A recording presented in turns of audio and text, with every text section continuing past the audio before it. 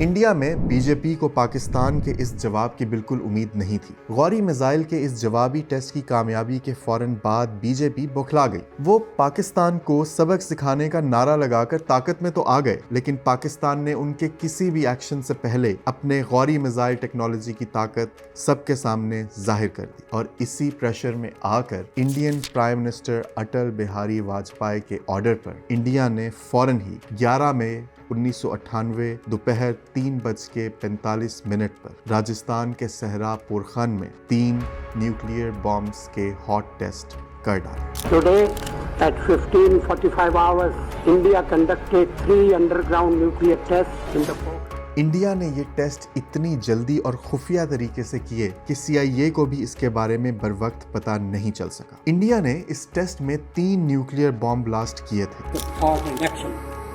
India is now a nuclear weapon state. This is a reality that cannot be denied. It is not a conferment that we seek, nor is it a status for others to grant. It is an endowment to the nation by our scientists and engineers.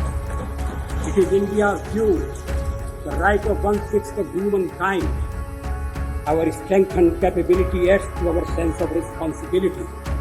We do not intend to use these weapons for aggression or for mounting threats against any country.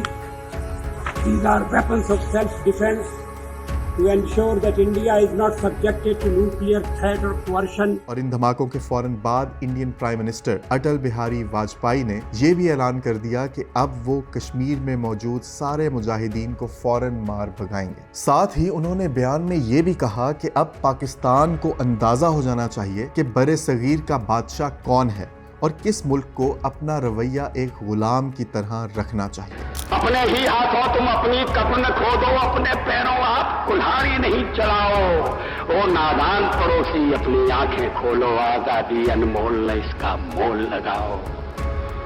پر تم کیا جانو آزادی کیا ہوتی ہے، پر تم کیا جانو آزادی کیا ہوتی ہے۔ تمہیں مفت میں ملی نہ قیمت گئی چکائی۔ انگریزوں کے بل پر 2 ٹکڑے پائے ہیں، ماں کو کھنڈت کرتے تم کو لاج نہ آئی۔ پاکستان کے پاس اب اس سب کا صرف ایک ہی حل تھا، اور وہ تھا کسی طرح بر صغیر میں طاقت کے توازن کو دوبارہ بحال کیا جائے۔ آپ بنائے گئے جی، ان کو میسیجز دیے گئے، ان کو بتایا گیا کہ اگر تم کرو گے تو ہمارا جواب کیا ہوگا، اور یہی ڈیکلیریشن آف انٹینشن جو ہے بہت امپورٹنٹ چیز ہے، اس کو میں بہت اہمیت دیتا ہوں۔ ڈکلیئر کر دینا چاہیے بیشتر اس کے کہ اینیمی آپ کو مغالطہ میں آ جائے۔ اب انڈیا مغالطے میں تھا، وہ سمجھ رہے تھے کہ پاکستان بلف کر رہا ہے، ان کے پاس ہتھیار نہیں ہے، اس لیے جب انہوں نے بلاسٹ کیے اور ہم نے وہ جو گزرے دن 11 مئی سے لے کے اور 28 مئی تک یہ جو دن گزرے، یہ ہمارے لیے بہت مشکل کے دن تھے۔ اس قدر دھمکیاں آ رہی تھی، اس قدر ان کا پارا چڑھا ہوا تھا، اس قدر ان کی دم کھڑی ہوئی تھی کہ سمجھ نہیں آ رہی تھی کہ جب ہمارا دھماکہ ہو گیا پھر ان کو پتا چلا کہ یہ تو بلف نہیں تھی۔ انڈیا کے دھماکوں کے فوراً بعد پاکستان میں شام 5 بجے ہی جنرل جہانگیر کرامت نے اپنے اعلیٰ افسران کو جی ایچ کیو میں بلوایا۔ کچھ عرصہ پہلے ہی میجر جنرل ذوالفقار علی خان کو جنرل ضیاء الدین کے پاس director general of combat development directorate بنایا گیا تھا۔ میجر جنرل ذوالفقار علی خان نے فوراً پی اے ای سی کے اس وقت کے چیئرمین اشفاق احمد کو اس میٹنگ کے لیے بلوایا، مگر اشفاق احمد اس وقت امریکہ کے دورے پر ملک سے باہر تھے۔ اس طرح پی اے ای سی کی طرف سے ہمارے مایہ ناز سائنسدان سمر مبارک بند کو اس میٹنگ میں بلایا گیا۔ سمر مبارک بند جب جی ایچ کیو پہنچ کر ذوالفقار علی خان سے ملے تو انہوں نے پریشانی کی بجائے جنرل صاحب کو ہنستے ہوئے مبارکباد پیش کی۔ جنرل ذوالفقار نے پوچھا کہ انڈیا کے دھماکوں پر آپ مجھے کیوں مبارکباد دے رہے ہیں؟ جواب میں سمر مبارک بند بولے کہ اس لیے کہ اب ہم بھی آزادی سے دھماکے کر سکتے ہیں۔ انڈیا کے دھماکوں کے فوراً بعد پاکستان میں تمام افواج کو ہائی الرٹ پہ کر دیا گیا تھا۔ پاکستان ایئر فورس کو تمام حساس علاقوں پر کامبیٹ ایئر پیٹرولز کا حکم دے دیا گیا تھا۔ ساتھ ہی آرمی کی ایئر ڈیفنس ریجمنٹ کو ایئر سپیس مانیٹر کرنے کو بول دیا گیا۔ امریکہ کی بات کریں تو صدر بل کلنٹن نے انڈین نیوکلیئر دھماکوں پر کوئی بہت بڑا رد عمل نہیں دیا، بلکہ ایک عام سا بیان دے دیا کہ انڈیا کو نان پولیفریشن ٹریٹی پر سائن کر دینا چاہیے۔ Just last week, India conducted a series of nuclear explosive tests. reminding us that technology is not always a force for good. India's action threatens the stability of Asia and challenges the firm international consensus to stop all nuclear testing. So again, I ask India to halt its nuclear weapons program and join the 149 other nations that have already signed the Comprehensive Test Ban Treaty. And I ask Pakistan to exercise restraint to avoid a perilous nuclear arms race. मगर इसके साथ साथ America को इस बात का अच्छे से अंदाजा था कि इंडिया के न्यूक्लियर टेस्ट के बाद पाकिस्तान भी न्यूक्लियर बॉम्ब का हॉट टेस्ट करने की कोशिश करेगा। इसको रोकने के लिए सदर क्लिंटन ने फौरन नवाज शरीफ को फोन किया। अपने इस फोन में सदर क्लिंटन ने नवाज शरीफ को न्यूक्लियर धमाके करने से रोकने के लिए दोबारा F-16 तैयारे पाकिस्तान तक पहुंचाने की पेशकश कर दी। इंडिया के धमाकों के वक्त नवाज शरीफ उज़्बेकिस्तान के दौरे पर थे। इंडिया के न्यूक्लियर टेस्ट का सुनते ही वो फौरन पाकिस्तान वापस आ गए। क्योंकि हम तो हमेशा से NPT को कंसेप्चुअली सपोर्ट करते थे।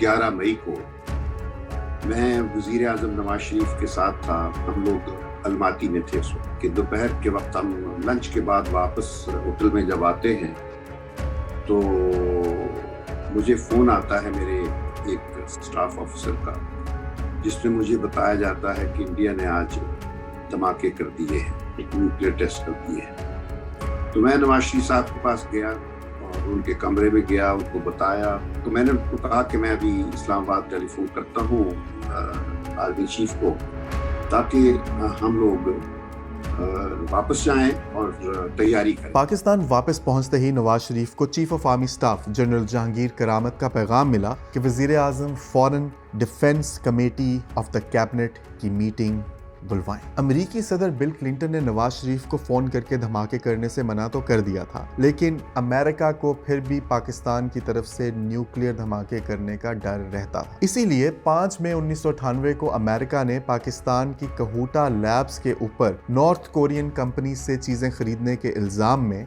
सैंक्शंस लगा दी। इसके साथ साथ अमेरिका ने फौरन अपना आला अफसरान का एक वफ्द पाकिस्तान भेज दिया। इस वफ्द में क्लिंटन के deputy secretary of state stop टैलबर्ट और अमेरिका के 4 स्टार जनरल एंथनी जिनी शामिल थे। शुरू में इन अफराद को इस्लामाबाद में गौहर अयूब से ही मिलाया गया। गौहर अयूब के साथ इस मीटिंग में भी अमेरिका ने F-16 तैयारे पाकिस्तान भिजवाने की पेशकश की, मगर गौहर अयूब ने भी ये पेशकश ठुकरा दी। गौहर अयूब ने अमेरिकी वफ्द को बताया कि अगर नवाज शरीफ ने वो ना किया जिसकी जरूरत है तो पाकिस्तानी अवाम सड़कों पर निकल आएगी। इस नाकाम मीटिंग के बाद ये अमेरिकी वफ्द जनरल जहांगीर करामत से मिला, मगर उन्होंने भी कोई बात सुनने से इनकार कर दिया। फिर ये अमेरिकी वफ्द नवाज शरीफ से मिला। इस मीटिंग में नवाज शरीफ ने अमेरिकी वफ्द से कहा कि उन्हें तो ये डर है कि वो शायद अब ज्यादा देर ताकत में भी ना रहे। इसके जवाब में इस वफ्द ने नवाज शरीफ को पेशकश की कि अगर वो न्यूक्लियर धमाका नहीं करेंगे तो सदर क्लिंटन अपना इंडिया का दौरा कैंसिल करके सिर्फ पाकिस्तान आएंगे और खुद नवाज शरीफ का शुक्रिया अदा करेंगे। साथ ही इस वफ्द ने इस बात की भी गारंटी दी कि अमेरिका नवाज शरीफ की हुकूमत गिरने नहीं देगा। इसी दिन सदर क्लिंटन ने भी खुद नवाज शरीफ को 5 दफा फोन किए। इन फोन कॉल्स में सदर क्लिंटन ने ये पूछना चाहा कि तुम लोग क्या कर रहे हो, मगर नवाज शरीफ ने कोई जवाब नहीं दिया। नवाज शरीफ से इस मीटिंग के बाद इस अमरीकी वफ्द को थोड़ा यकीन हुआ कि शायद अब नवाज शरीफ धमाका नहीं करने देंगे। अब ये अमरीकी वफ्द पाकिस्तान में ही मौजूद था कि 13 मई 1998 को नवाज शरीफ ने अपनी डिफेंस कमेटी को इस्लामाबाद में वजीर आजम के सेक्रेटेरिएट में बुलवा लिया। इस इजलास में पाकिस्तान के chairman joint chief of staff committee और chief of the army staff general Jahangir करामत, chief of the air staff air chief marshal Parvez Mehdi Qureshi, chief of the naval staff admiral फसी Bukhari, finance minister Sartaj Aziz, minister of foreign affair Gauhar Ayub Khan और foreign secretary Shamshad Ahmad शामिल थे। इसके अलावा Khan research laboratories के head Abdul Qadeer Khan और PAEC के समर मुबारकमंद को भी ब्रीफिंग के लिए बुलाया गया। सबसे पहले PAEC के समर मुबारकमंद ने इंडिया के न्यूक्लियर टेस्ट पर अपना तज्जिया दिया। अपने तज्जिये में समर मुबारकमंद ने बताया कि PAEC के मुताबिक इंडिया ने 11 मई को सिर्फ एक ही कामयाब धमाका किया है। उनके मुताबिक इंडिया के बाकी 2 टेस्ट नाकाम हुए थे। लेकिन अभी ये मीटिंग चल ही रही थी कि इस कमेटी को खबर मिली कि इंडिया ने अब 2 اور न्यूक्लियर धमाके कर दिए। ये कमेटी तज्जिए के बाद इस नतीजे पर पहुंची कि एटमी धमाके करने के बाद अब इंडिया पाकिस्तान की तरफ ज़्यादा जारहाना रवैया रखेगा। इस पूरी सीरीज में मैं याद दिलवाना चाहता हूं कि कैसे पाकिस्तानी साइंसदानों, सियासतदानों, ब्यूरोक्रेसी, फौज और ISI ने कुर्बानियां देकर दुनिया की सबसे बड़ी ताकतों से लड़कर हमें एक जौहरी ताकत बनाया। उम्मीद है कि आज की किस्त देखकर पाकिस्तान की ये तारीख आपके जहन में भी ताज़ा हो गई हो। अगर मेरी तरह आपको भी लगता है कि पूरी दुनिया के खिलाफ हम पाकिस्तानियों की इस जंग और फतह की कहानी पाकिस्तान के बच्चे बच्चे को पता होनी चाहिए, तो फिर कहाँ और किससे ये वीडियो शेयर की जाए, ये आप मुझसे बेहतर जानते हैं।